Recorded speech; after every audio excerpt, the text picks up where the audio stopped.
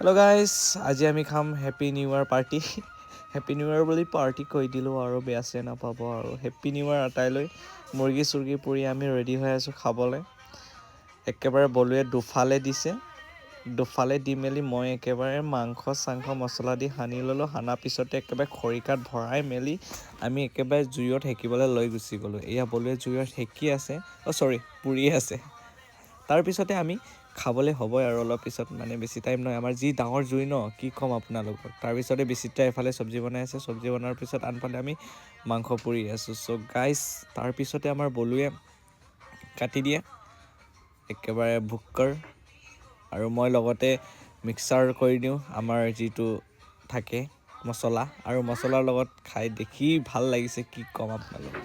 তাৰপিছতে আমি অলপমান গান গাই ল'লোঁ, গুণগুণ কৰি মেলি আমাৰ বিচিত্ৰা বাই নাচি আছে। তাৰপিছত বলুৱে গান গালে, তাৰপিছতে কিছুমান গান গাই আমি শেষ কৰি দিলোঁ।